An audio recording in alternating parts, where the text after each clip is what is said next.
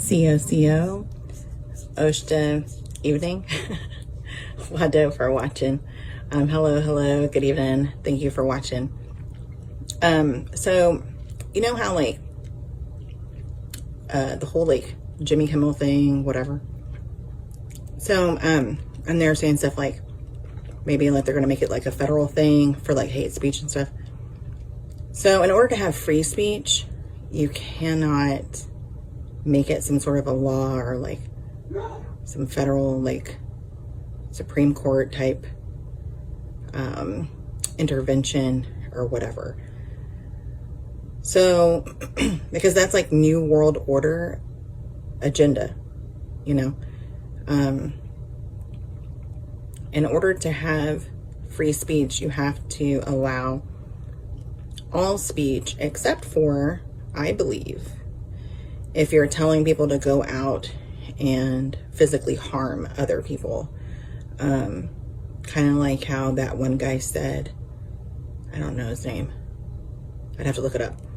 But that's how unimportant that person's point of view is to me, because it was filled with hate. And they're talking about like if other people should have gotten got or whatever it is, right? It doesn't matter who's saying it. If it's someone who has a platform or if it's just a civilian, right? I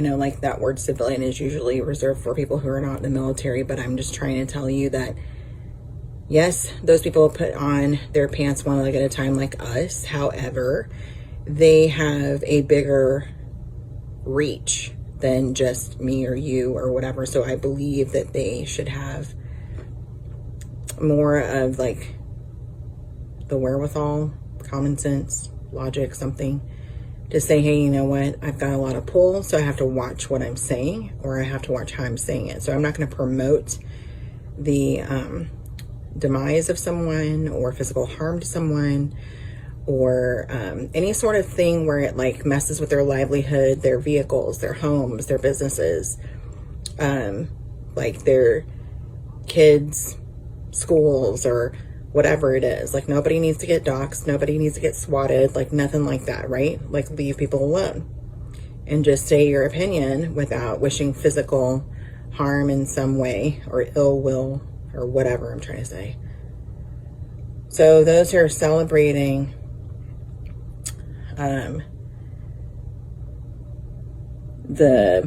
guess what they want to do next as far as censoring people, like that literally opens us up for whatever else they send down the pipeline for us, you know.